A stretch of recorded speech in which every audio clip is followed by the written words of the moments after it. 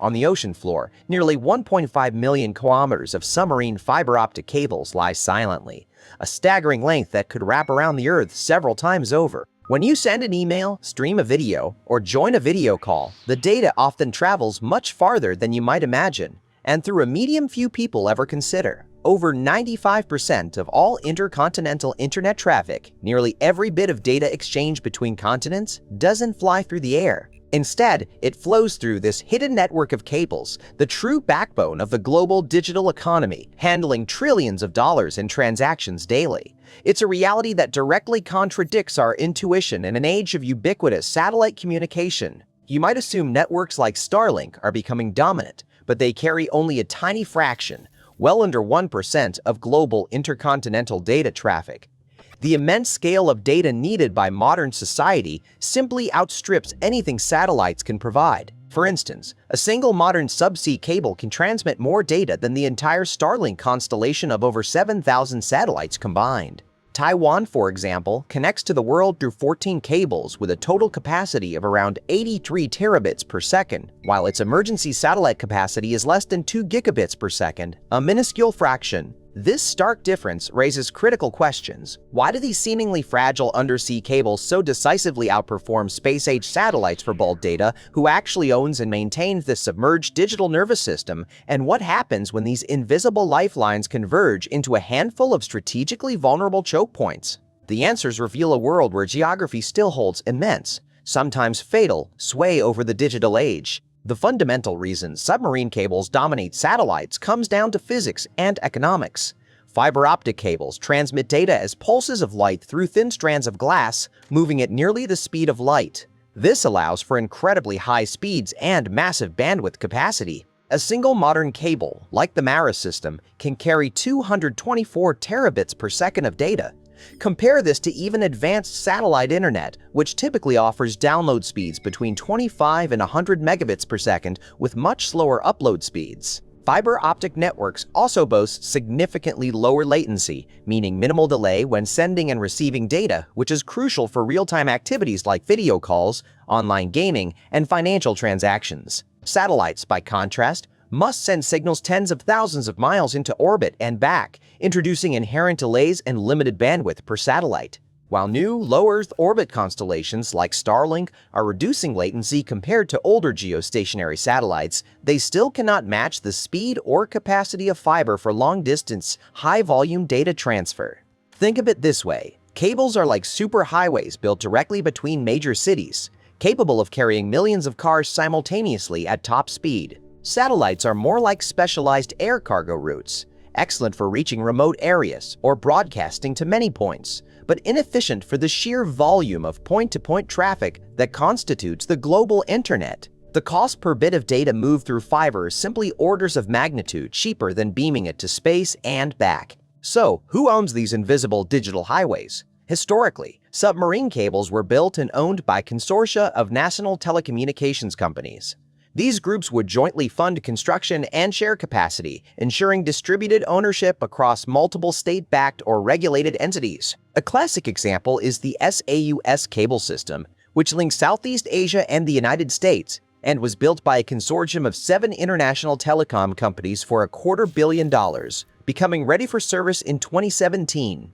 But this model has shifted dramatically over the past decade. Increasingly, a new class of players has entered the arena: hyperscale tech giants. Companies like Google, Meta, Microsoft, and Amazon are now major investors and, in many cases, direct owners of large portions of the global cable network. A 2022 analysis from the Atlantic Council's Digital Forensic Research Lab found that these 4 companies now own or lease approximately 70% of undersea bandwidth globally. This represents a staggering jump from just 10% in 2012. Google, for instance, has significant ownership stakes in at least 34 cable systems as of early 2026, including its Nuvem transatlantic cable and plans for Australia Connect. Meta is also investing heavily, with projects like the massive 2 Africa cable, which will encircle the African continent, and its Project Waterworth, a planned 50,000-kilometer cable linking India and the United States. These tech giants are building private cables primarily for their own data traffic, ensuring faster, more secure, and more reliable connectivity for their cloud services, video platforms, and social media networks, bypassing traditional telecom providers. But these monumental investments don't eliminate risk. The cables, despite their robust construction, are not immune to damage. The average cost of repairing a submarine fiber optic cable typically ranges from $500,000 to $3 million per incident. This cost is largely driven by the need for specialized cable repair ships, which can cost tens of thousands of dollars per day to operate, in addition to fuel and replacement cable sections. According to the International Cable Protection Committee, there are typically 150 to 200 cable incidents each year, averaging about 3 to 4 per week. While natural events like earthquakes or underwater landslides cause some damage, around 80% of incidents are caused by human activity, primarily ship anchors and fishing gear. A single fishing vessel dragging its anchor can sever a cable, and repairs can take an average of over 20 days. This brings us to the most strategically vulnerable aspect of the global internet, digital choke points. While subsea cables are spread across oceans, they often converge in narrow, shallow corridors near landmasses. These digital choke points frequently coincide with traditional maritime choke points, concentrating both physical shipping traffic and critical data infrastructure. Disrupting just a handful of these cables in such a corridor can have cascading effects across continents. One of the most critical digital choke points is the Red Sea corridor, connecting to the Mediterranean via the Suez Canal and its southern gateway, the Bab el-Mandeb Strait. This narrow waterway, only about 14 to 30 kilometers wide at its narrowest points, hosts one of the densest clusters of submarine cables in the world. Up to 90% of Europe-Asia data traffic traverses these routes, and the Bab el-Mandeb alone carries an estimated 17 to 20% of global internet traffic.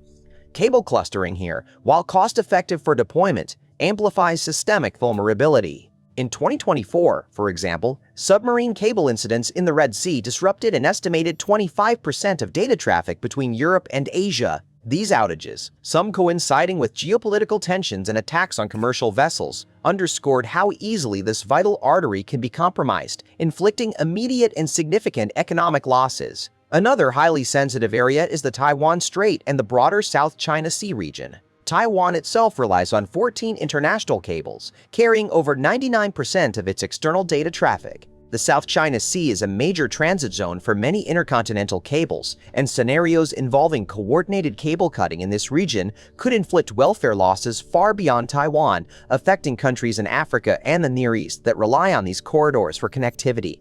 The rapid advancement of unmanned underwater drones makes such attacks an increasingly plausible scenario. Concerns over potential reconnaissance or sabotage have already been raised regarding commercial vessels operating near undersea cables connecting Taiwan as of 2025. Governments and major tech companies are acutely aware of these vulnerabilities. Projects like Meta's Project Waterworth and the Arctic Far North Fiber Cable are explicitly designed to create alternative routes, bypassing choke points in the Middle East and South China Sea. The European Union has developed a cable security toolbox, specifically acknowledging that 90% of Europe-Asia data traffic transits the Red Sea, justifying investment in route diversification. Japan, facing its own national security concerns, is subsidizing companies like NEC to acquire more cable-laying vessels, willing to front up to half the $300 million cost per vessel to ensure independent capacity for laying and repairing cables. This strategic foresight reflects a growing recognition that control over these invisible digital lifelines is as crucial to 21st century geopolitics as traditional energy pipelines or shipping lanes. The scale of the internet's physical backbone and its profound concentration in a few narrow geographic passages reveals a critical paradox of our digital age. The vast majority of our interconnected lives rely on an infrastructure we never see, one that is simultaneously incredibly resilient and surprisingly fragile. This hidden network, shaped by the contours of the ocean floor and the strategic calculations of nations, will continue to dictate the flow of information, wealth, and power across the globe. While the strategic implications are vast, the immediate financial impact of cable disruption can be devastating, especially for sectors built on speed. Consider the world of high-frequency trading, HFT, where algorithms execute millions of trades per second on exchanges like the New York Stock Exchange and NASDAQ. Even a minuscule increase in latency, a delay of just a few milliseconds, can cost HFT firms millions of dollars daily, sometimes costing over $100 million annually for top firms. For example, a 2010 study by the SEC estimated that HFT accounts for over 50% of U.S. equity market volume on any given day. Major players like Citadel Securities and Virtue Financial invest aggressively in optimizing every aspect of their infrastructure, including acquiring direct ultra-low-latency fiber connections to data centers strategically located adjacent to major trading venues in New Jersey and Chicago. A significant transatlantic cable outage doesn't just slow down a video call, it can create critical arbitrage opportunities for competitors with unaffected routes, or worse, lead to significant market dislocations as automated algorithms react to stale or delayed data. The fundamental mechanism is simple: faster data means more accurate prices and superior execution. Losing that fractional speed, even temporarily, means losing a competitive edge measured in hundreds of millions of dollars annually for leading firms, showcasing a profound economic dependency on these invisible threads that underpin global capital flow. It's a race where nanoseconds translate directly into dollars, making these cables not just data pipes, but the literal veins of global finance. For most of their journey across the deep ocean, these vital arteries of global commerce and communication are typically no thicker than a garden hose. Subscribe to Tradewind, and the next video is waiting for you on screen right now.